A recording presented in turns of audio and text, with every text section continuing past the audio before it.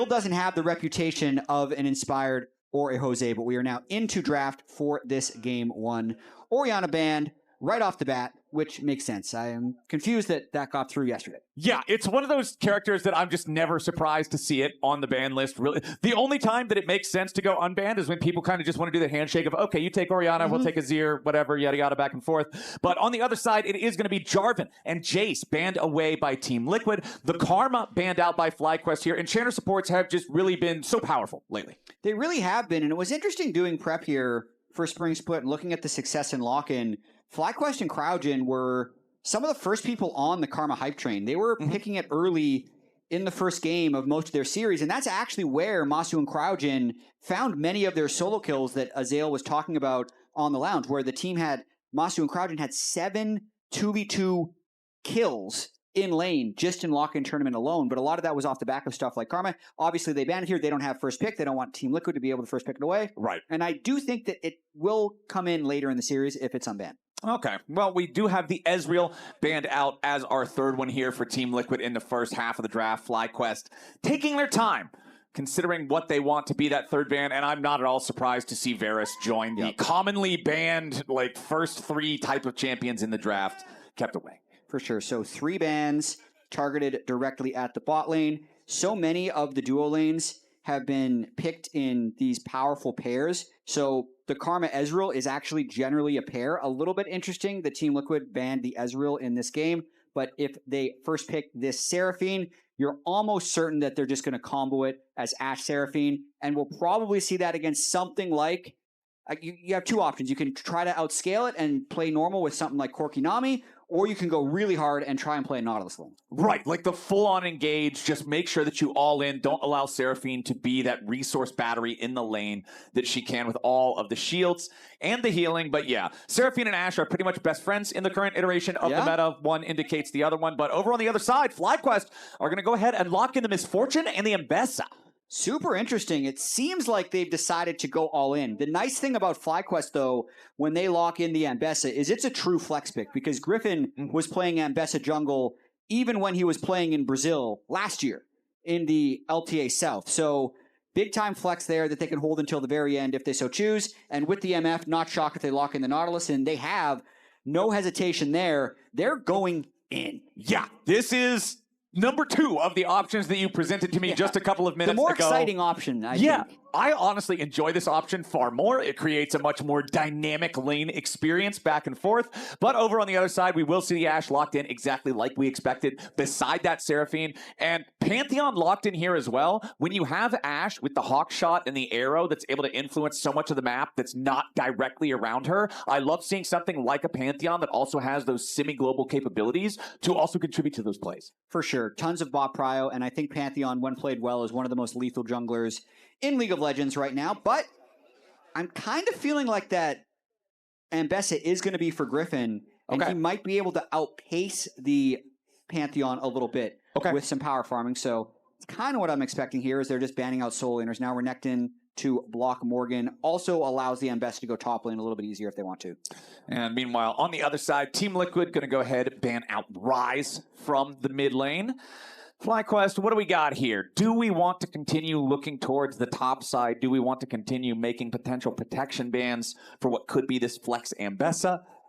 Or do you want to focus on the mid lane more? We are going to focus on mid lane. Victor, banned out by Fly. A little bit surprising that they're banning Victor here, but there's nothing that they want to hard target yet. If FlyQuest wants to hold this Ambessa flex more and make Morgan a bit more uncomfortable, they'd have to pick mid lane here. Yeah, I'm thinking maybe something like a Kali if they wanted to go really dive heavy, but if they fall behind, they'd be far out of options with their low range. Well, Team Liquid is not fully convinced that that Ambessa is going into the jungle there for Gryffin. They are going to go ahead and ban the Nocturne away. You're talking about dive. You're looking at something like Nautilus, Ambessa, Misfortune. You know they want to go in. Nocturne's a great champion for going in, so they want to deny that synergy here a little bit. Yeah, a lot of discussion. They're going to run this timer down close to 0 to see if they pick top or mid here. And with the anti-hover and lock-in, they're holding that Ambessa flex as late as possible and still, at least thematically, still going in. All right, well, You're not an Annie fan, are you? I see that look on your face. No, so it's not that I'm not an Annie fan. I'm not an NA Annie fan. I feel like our teams have struggled to execute with this champion compared to what you see around the world in the last year or so. Okay. NA Annie has not impressed me. Which it's weird to say because it's one of those champions that you feel like, oh yeah, this is one of the more just bread and butter characters of the game. It's a pretty simple play style. You should know exactly how this is going to work. But I feel like a lot of times we're just not seeing the execution land the way that they want it to. So I'm going to be a doubter. I'm not going to lie. I will be a doubter until I am proven otherwise, but we'll see how well Quad can pilot that one here for FlyQuest. Back over on the Team Liquid side, we are going to get some power in the top lane. Rumble locked in. Rumble blind pick, but it's a very safe blind pick for them right now. And if they actually combo it straight away with the Rumble Galio, they'd get rid of one of the answers that Gakgos could play into it. Galio also quite good into Annie because you can itemize early magic resist. Yeah. So pretty nice little 4-5 there by Team Liquid to have synergy and also find a way to counter both lanes. I also really like putting the Galio together with an Ashe and Pantheon composition because, again, it's more of that semi-global. It's more of the, we now suddenly have 2 more people here than are supposed to be here. Definitely.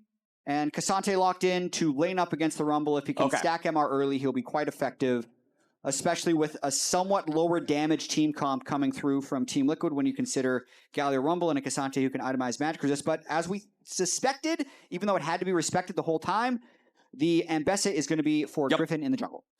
And we, the top lane matchup, Rumble versus a tank, always just comes down to before Kaenic Rookern and after Kaenic Rookern, right? Once this item gets completed, your ability to trade into the Rumble to withstand the short, snappy, overheated flame spitters becomes just so much better. So I'll be keeping an eye on how good Morgan can apply that pressure to Gakgos early on in the game.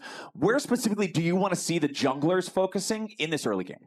That's a good question because I was thinking about what we saw at First Stand and how that's going to influence the way we see jungle in Spring Split. Because I feel like before First Stand, we were seeing a lot of full clearing and a lot of teams just supporting and fighting around bot crab. And they had this whole meta of the level 6 crab deciding games. And that's also what got Gryffin killed a number of times, was over contesting that crab. But then I feel like we've seen a little bit of an evolution of either 3 camps buying items and redeploying, or just invading at level 1 to make more chaotic situations. So I am expecting at least the Pantheon, if I'm Team Liquid, I feel like they're going to try and play way more up-tempo, especially when they have the Ashe Seraphine. So I'm kind of locked in right away to see how early vision goes down, to see if we're going to see any early jungle invades. All right, let's lock and load. It's Easter Sunday. We're heading onto the Rift for the first time today. Team Liquid versus FlyQuest in our first best of 3 for today's action. Josedeodo versus Gryffin, Pantheon versus Ambessa. Both of these champions so very scary if they get ahead early. Accelerating either one of these, giving them that early extra damage can be such a frightening thing for the other squad to have to deal with. But here's a quick look at what went down between Gryffin and Massu before the game. Take a listen. I'm doing 1v1 with him. We have 2 minutes. Where you at? You can't be hiding like this. What the? What the? Oh my god, I'm cooked. Oh my god, this is embarrassing stuff, honestly. Oh my god. What? What? Wait, I didn't realize this is your target W. Yo, chill. Bro, I didn't realize this is your target W. What? I love Griffin's reactions. Clear. Whatever was happening on the screen at that moment, he was utterly bamboozled. He really was. And this team has ridiculous zoomer energy. We were talking about this beforehand, just how loud they are everywhere they go. In the makeup chair, on stage, they're always screaming about something. I do feel like Gryffin is the loudest, but it's not like Cryogen is a quiet fellow, right? They're just they kind of all yell all the time. It's fun energy, right? Yeah. It makes you want to root for them because then it's just that much more fun to get excited alongside them. But taking a look at where everybody's kind of starting off in this one, both of our junglers were starting in the bottom side of their respective jungles. And as you can see, Team Liquid trying to establish some early lane dominance here in the bottom, 2v2. Yeah, and they're really loose about how they're willing to use summoner spells. CoreJJ used heal while we were listening to Gryffin on stage, and then even in that quick trade, Yeon just immediately proccing his barrier. But this allows them to win the trades, get the shove, and take control of that lane, especially with the early wards that went down. Gryffin did modify his path a little bit. He started Raptors, then went into Fog. So they don't exactly know that he's doubled back onto the top side. He's definitely trying to subvert expectations a little bit with this jungle path. And I hope that that results in some interesting decisions that he can make to affect the lanes early on, because those types of decisions, they only matter if you do something with it, right? Yeah, well, when he does that path, he's going to be slow to clear his Krugs. So I feel like he's since he started Raptors as well, he might actually just forego the Crab and go straight for his Raptors. A little curious what's happening here. He didn't feel comfortable, I'd say, going for either Crab since top and bot were both getting pushed in. Okay. Now he's going to be late into the spot river, and see Jose's already got it. So now he's in real danger getting double crabbed. Yeah, Gryffin is just finding himself a little bit behind the pace that he wants to be here. There's your taunt flash coming in from Josedeodo, and the first blood for Team Liquid is free in the mid lane. Super free right there. Quid able to just get a taunt, and Jose, without delay, is going to be crossing mid anyway for the double crab. Ends up taking a mid lane champion camp as well, so he is going to be super accelerated. Losing the double crab is actually not that bad for Gryffin since he started Raptors and he was going to be able to cycle his camps anyway, but having his mid lane die is really what's going to hurt them there. Meanwhile, back down here in the bottom lane, things are going great for Team Liquid in the 2v2 as well. We talk about this Ashe Seraphine, talk about how this is one of the established duos of the current metagame, and it's such a pain to deal with if nothing is done to answer it early on with some extra pressure from either a roam or a gank. Yeah, and looking at the game state right now, this is tale as old as lock-in tournament. Team Liquid, their early laning phase had always been so dominant, and it was then about how they were able to capitalize on that afterwards. Already have the kill in mid, holding Prio top, holding Prio bot, have wards in river. Things are looking good early for Team Liquid, as they often did in lock-in. All right, so we'll see if they can keep that momentum going. Meanwhile, back on the other side, we talked about it a little bit back in draft, but I think it's important to revisit it again, that Gryffin had to play 9 games straight against Inspired or Blabber in like his last bunch of head-to-heads, and that's very rough to deal with. Meanwhile, bottom side now, Yeon under a lot of pressure. Massu and Cryogen establishing dominance here in the 2v2. Meanwhile, back over in mid lane, Quad and Gryffin seeing if they have the opportunity to make anything happen, but it will not be so. At least FlyQuest can alleviate some of the pressure that they found themselves under early on here in the bottom side. Absolutely. If Cryogen can consistently land hooks onto Yeon, that lane is going to be completely fine. They will win the 2v2 damage trades if they're able to avoid getting poked. CoreJJ trying to freeze the wave. Cryogen, nice hook there, finds CoreJJ, knocks him down to 100 HP, forces out the heal, but Core patiently holding the flash. Yep, keeps his flash, did hold the wave a little bit so Yeon could arrive, and both Massu and Cryogen are going to have to reset after that one. So CoreJJ looked scary, but that's the correct play in that situation to try and hold the wave. Would be more correct if you're able to dodge the hook, but it was still fine. Right, yeah. Even if he gets hit. He's not dead. And he's going to reset anyway. He has his flash. Everything's fine. Up here in the top side, we haven't really checked in a whole lot thus far, but if you're laning a tank into Rumble and you're dead even / slightly ahead on farm early on, you're loving the lane state. Yep, 2 thumbs up for Gakgos so far against Morgan. Hasn't lost a plate either, so already sitting on that Negatron cloak. Also, Morgan itemizing armor as well, so both of them going a little defensive. Gryffin, though, got to be careful. Yeah, Gryffin walks right into the brush, and Jose is ready and waiting. Quid right beside him, and Team Liquid's mid-jungle finds their second success of the game. It's a 2-0 game for Team Liquid now as they drop the enemy jungler. I mean, I think that is an ambitious look from Gryffin. He doesn't have mid-prio, he doesn't have bot prio. Jose had double crab and first blood, so he's likely already going to be level 6. And he's kind of walking blind into the second crab. Who's going to give that second crab up is my question. Meanwhile, they get Core. CoreJJ just instantly dies. They wanted to try to set this play up for Josedeodo, but they spend a little bit too much making sure that they bait their opponents in. They do get the 1-for-1 at least, but CoreJJ definitely wasn't supposed to die at the start. I do feel like they were baiting that, and they just baited a little bit too hard, but that does mean now that's the 8th 2v2 kill that this FlyQuest team has generated in 2026. Still just 1 for Yeon and CoreJJ because they did call in help. to get that return kill. Exactly. But the problem I'm looking at here, Jat, if you're rooting for FlyQuest, when you look at the scoreboard, every single individual lead right now, 7.5 minutes into the game, belongs to Team Liquid. Where's the point of power for Fly? It's not there yet. It's if you can land hooks on the low summoner spell bottom lane. I think that's going to be their point of attack. You're not going to be doing much else, but CoreJJ. Oh, CoreJJ again just caught out Cryogen and Massu. They know how to find this Seraphine, and that's going to make sure that this game stays close. I mean, I think that counts as a 2v2 kill, even though it happened in it was a 2v1, but I'll take it. Surprising that CoreJJ is walking there with such confidence. He must have thought that FlyQuest had reset after that last engage, but they catch them off guard, and that's the point of power that they're going to try and play through. But Gryffin needs to watch out, though. The top river is not controlled. Yeah, Gryffin wants to go after this first Drake. I mean, an early Ocean Drake can feel so good for your laning phase if you get that before the lanes really kind of dissolve into the mid game, but he will not have the opportunity to fully secure that one. You can see Morgan dropping the equalizer on the wave up here in top lane as Gakgos arrives back to the tier 1 turret. But even though it's only a 3-2 game, only one kill separates the two teams, Team Liquid's already off to a 1,500 gold lead. Yeah, they are having most of the gold come through Jose with his 2 kills. He's going to be able to control this dragon as well.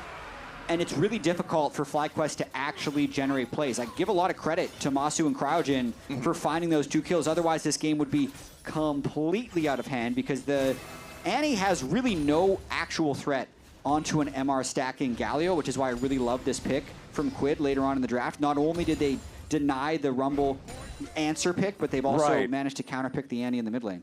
Plus, Josedeodo completed his first item with the Sundered Sky before 9 minutes on the clock.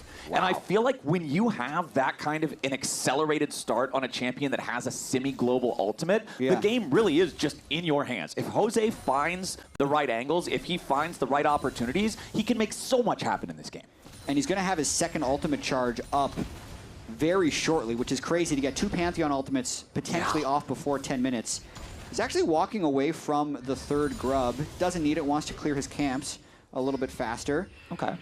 This game really will be on Jose's timers because mid and top, I feel like it's kind of hard for Jose to make plays and everything's getting drawn towards the bot lane.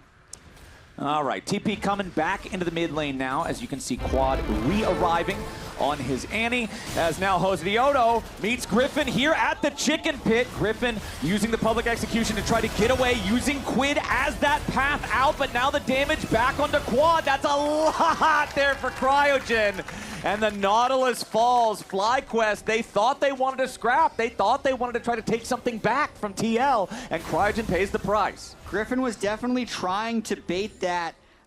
TL also has the big raptor on payroll. It tanked the hook. It tanked the Nautilus hook from hitting Quid. Might have been enough damage to at least trade the kill back. But then once everyone was in a line for Seraphine, things are going to get pretty rough. Yeah, that was a rank 3 dredge line from Cryogen. He's Q-Max, so would have been a decent amount of damage that they could have bursted down Quid with.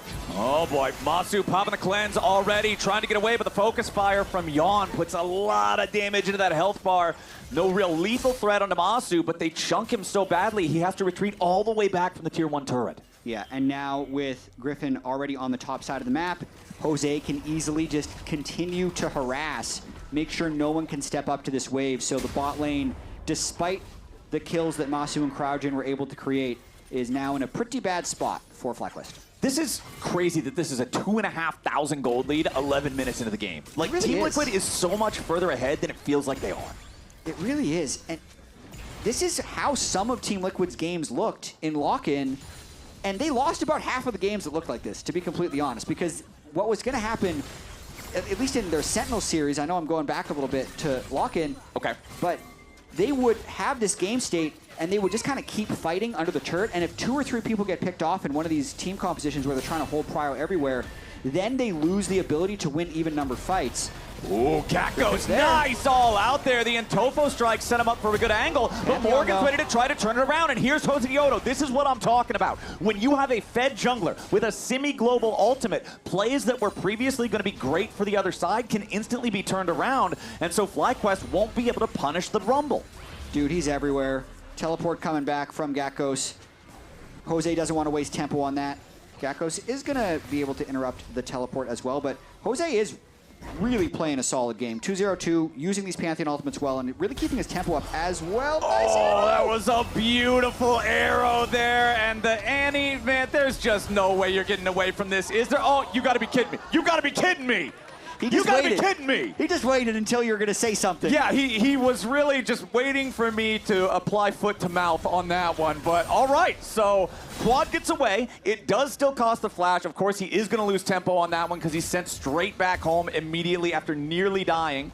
But good aim from Yeon, at least. Exceptional aim. Has to flash away. Everyone on FlyQuest mid lane as well. Yeah, now Quid charged by 3 on FlyQuest, but the immediate counterpunch is far stronger on the TL side. Cryogen's first to fall as Quid and Jose have to fall back now. Health bars are low, but not in any serious danger, and that's just another one that's coming up +1 TL. Yeah, look who's there, though, when things go well. Jose.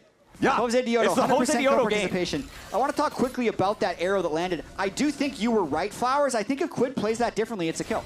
I think if he held the charm during the majority of the CC lock and then didn't full combo. If he walks up, hits, E's, Qs, then taunts, I think he'll get the taunt and another couple autos and they get the kill. But he just kind of over-prioritized the CC rather than getting the damage out.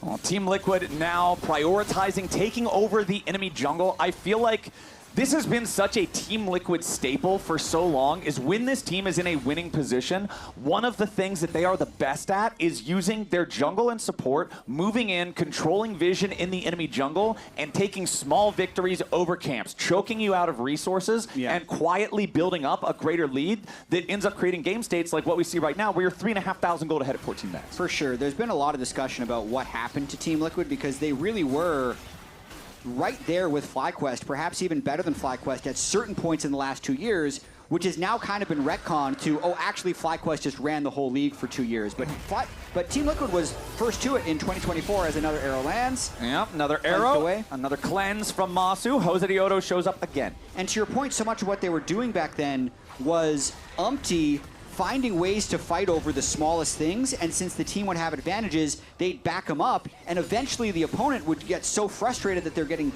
just strangled out of the game, they'd fight and the game would get blown open. And I'd say they were really sloppy about doing that in lock-in with this newer roster. And then the second thing would be, what we'll have to see more of this game is how do they deal with the side lanes? Because Impact APA were two of the best players that actually coordinated themselves in side lanes, and we'll see if Team Liquid get picked off in side lanes, kind of like this. Yeah, they want a full commit for the kill onto Quid's Galio, and they should have enough damage. Shutdown credit over to Gryffin here on the Ambessa, trying to claw his way back into the game. It's a little tricky because on one side, you'd say with the 4,000 gold lead, you can't be getting picked off in side lanes like that, but on the other side, this whole FlyQuest comp is engaged, right? And they just threw all the engaged tools bottom lane, deployed mid, support, and jungle, which definitely caught Quid off guard. Yeah, if they're gonna send everything at you, they gotta at least get something. If, like you're saying, that's what the entire comp is drafted around. And at the same time, Team Liquid are gonna secure the Rift Herald uncontested. As the response, TL still up a little bit over 2,000 gold. We have no neutral objectives available for over 3 minutes from now. So I'm curious if we're going to get more of a lull state in the game, or if it's just gonna be action, action, action furthermore, as Yeon and CoreJJ are not going to shy away from keeping the pressure on Massu. No, especially because Jose is always looming. His Pantheon ultimate going to be up again pretty shortly. It makes the windows that FlyQuest have to attack less and less, since anywhere they do try and overload, Pantheon Galio always have a chance of just getting there, and even Rumble, like halfway down river, he'd be able to join with an equalizer. So even when FlyQuest does all in, there's a high chance it gets backfired on them. Oh, and another nice arrow coming out from Yeon. Gryffin is going to be your target. Tries to flash away to escape. Okay. Bullet time for covering fire there from Massu. Meanwhile, the tier 1 turret does fall in mid. Morgan making sure that one crumbles under the might of the Rift Herald, and they even get the second charge under the tier 2. Nice little bit of extra gold by getting the second charge, but that's it. Overall, I think a positive play for FlyQuest. Team Liquid expended 3 ultimates and 5 players Quad wasn't even there, and nobody on FlyQuest died, so they got to be pretty happy as Morgan's around the back. Cryogen. Yeah, Team Liquid's not done. They're going to commit the equalizer to this one, and as soon as the Grand Starfall is issued, FlyQuest is in for a world of hurt. Quad about to drop. Josedeodo barely hanging on,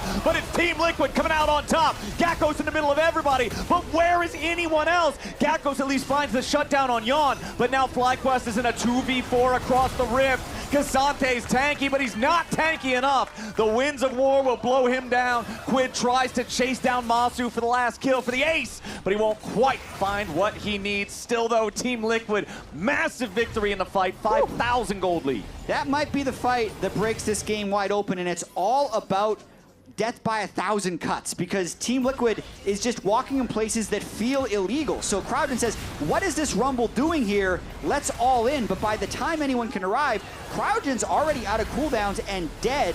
And then Gryffin still decides, watch Jose's E here on Pantheon. He probably blocks about 1,500 damage. And that baits all of FlyQuest into that narrow zone.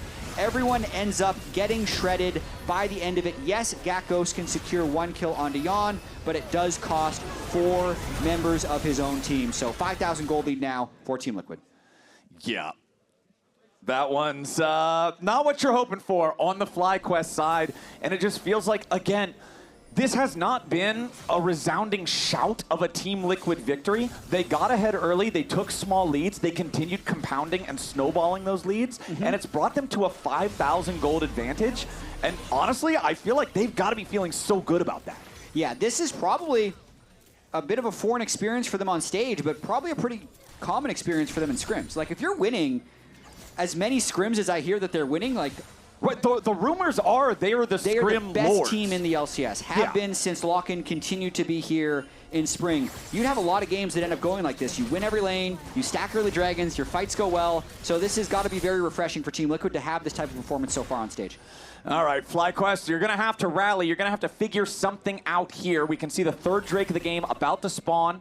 10 seconds from now, TL do have the first 2 Drakes already secured for themselves, so FlyQuest knows they're going to have to fight for something. They're going to have to stop this bleeding sooner than later, but it's far easier said than done as Quid is coming around on the flank. FlyQuest could be in some trouble. Public execution coming out from Gryffin. They want to try to collapse onto Quid. The burst of the Galio is there, and they take him out before TL can get anything back. Now the counterattack, FlyQuest, they're going to find a second kill to Yeon. A double kill for Massu's misfortune as Josedeodo's in the middle of everybody, and the Pantheon can't block enough damage this time. FlyQuest, right when they need it most, find a clutch play. Are you kidding me, Captain Flowers? Right when we gas him up, Quid flies in behind the whole team as Galio and just starts channeling taunt. Then everyone, he taunted his own team into that fight. That's not who you want to toss. Fortune Ultimate. He gets one shot. They lose the fight. They give over bounties. Let's hear it. We should start going Galio down. is flanking. Galio is on flank. Yeah. Let's look Galio. Turn on Look Galio. Look Galio, fast. Okay, slowly. Look at Ashe. No Ashe, no flash. Can you look Ashe? Look at Ashe. Look at Ashe. Stun this guy. Look Pantheon. No flash as well, no flash. Don't die. Don't die to Rumble. There's Baron up as well. I think just Dragon. Just Dragon, I think. I'm pushing both. Good job. Nice, guys. Now we're in a really good state, okay? We can just chill. It's the classic situation that anybody who has ever played any amount of solo queue has been in before, where you feel like, okay, we've got the pincer attack. This is the flank. We're going to win the game right here.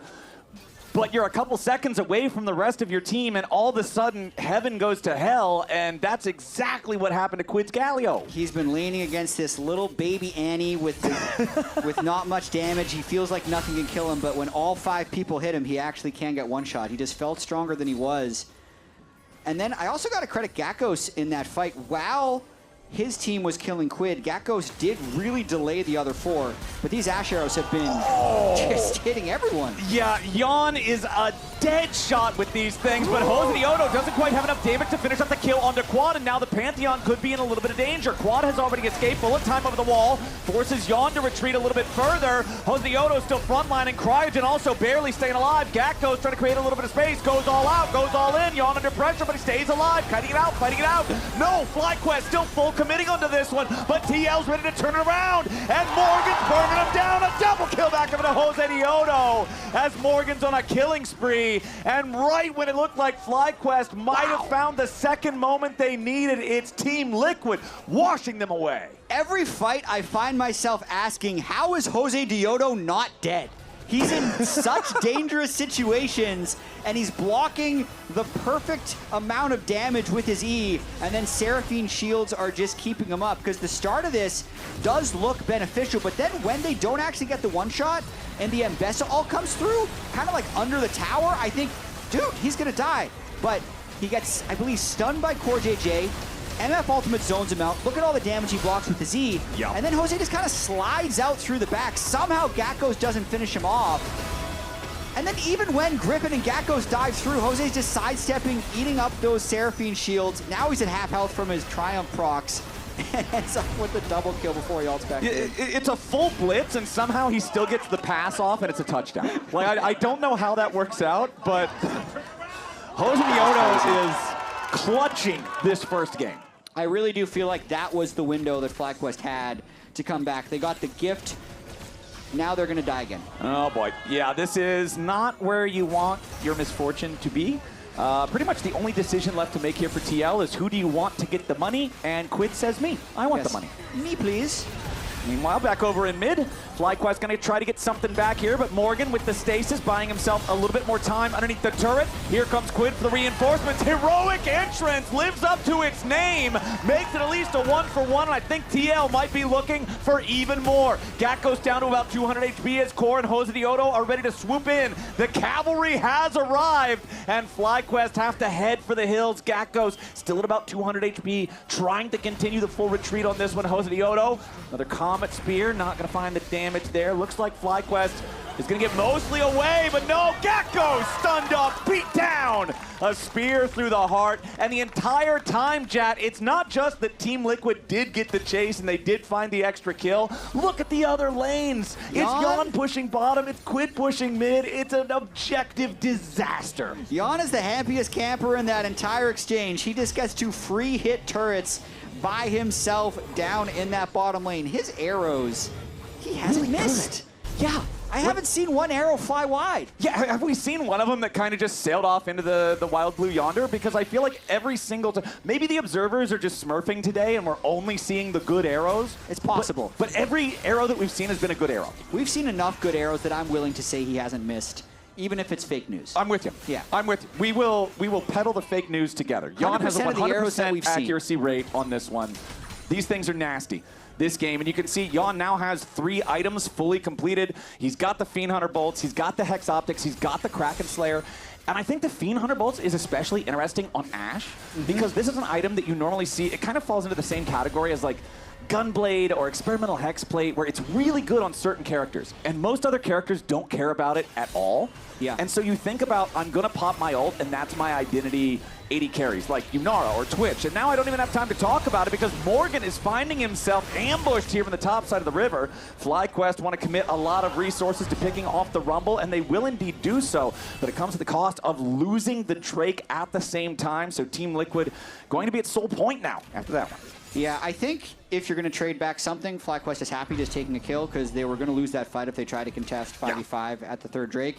Still a few missteps, so to speak, by Team Liquid. Hard to be too critical of a team that's up 7,000 gold, but it's the same type of, with this very large lead, stop giving windows for the other team to come back into the game, which I feel like they continue to do. But now, hey, another Ashe arrow. Yeah, it's another arrow hitting a target. These things never go wide, but now Josedeodo finds himself caught by the dredge line. Another nice shield to buy a moment longer. As the immediate reinforcements from Quid, the heroic entrance, he's going to soak up a lot of the bullet time now. Gakgos buying time off to the left at the same time as Quid loses most of his life, but he stays alive for now. Gakgos goes in to find that kill, but the damage onto the Galio is lethal. Quad being burned down by the focus fire, and Yeon just has way too much DPS. FlyQuest get obliterated in the team fight. Yeon pops off at the tail end of that fight, and these fights are all over the place, Flowers. Jose in and back and through the back at the end of it with his Pantheon ultimate. He's having a hell of a game. Yeah, I feel like my eyes have to ping pong around it. It's like a pinball machine. I just have to go all over the screen constantly trying to figure out where the focus is actually going to be. But Team Liquid gets what they came for. They win the team fight. They're going to take the tier 2 turret here from the top side right afterwards. They've got a 9,000 gold lead. Surely this game is in Team Liquid's favor now. It has to be. There's no way. There's no way this is losable. Again, watch Jose in this fight. So he approaches from the flank, and when he gets hooked, it looks a little bit iffy, but he has the empowered E, doesn't really take damage. Galio all flies in, and then he says, okay, Quid, you've sacrificed yourself for me. I'm going to back up. But he's always looking for that next angle. Flies through the back of the fight as CoreJJ's ultimate brings them through, and then chases down at the end to finish off Gryffin and then support Yeon in his machine gun ways.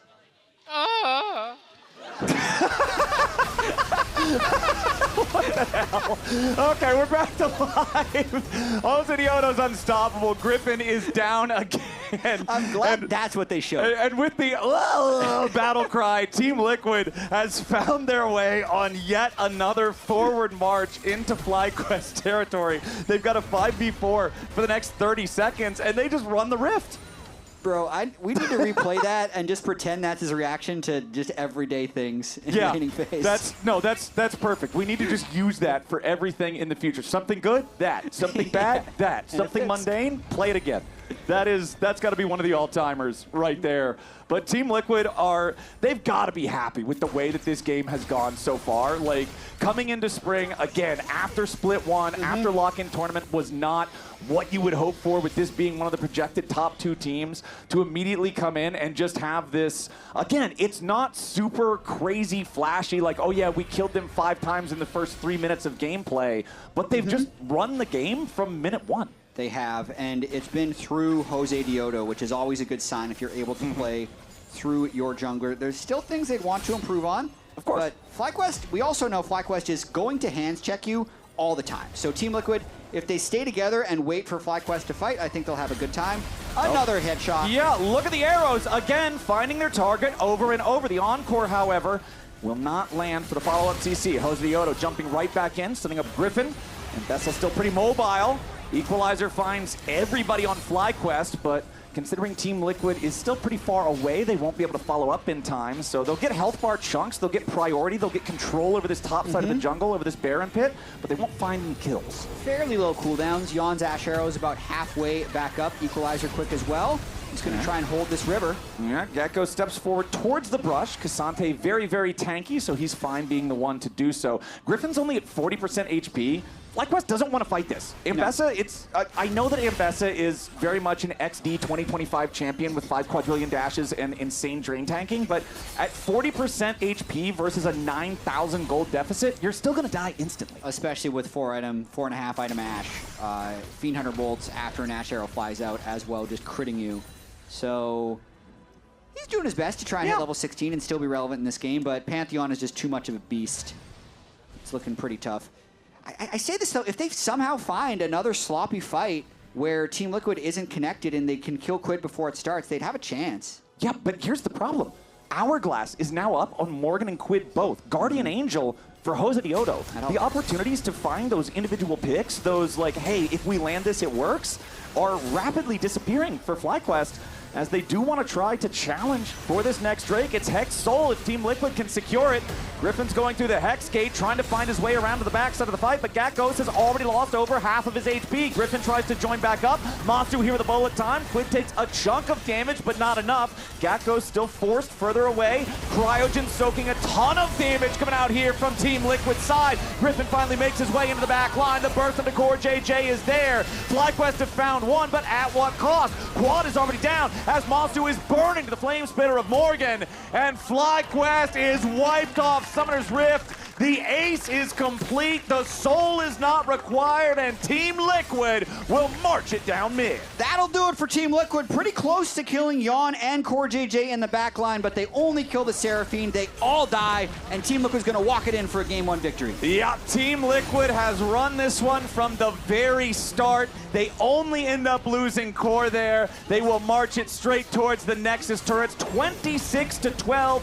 31 minutes of gameplay, and it is a resounding victory over FlyQuest in Game 1. 26 kills. Always a lot of kills when you're playing against FlyQuest because we know FlyQuest does not die peacefully. They will always scrap no matter what. A lot of fighting in that series. Team Liquid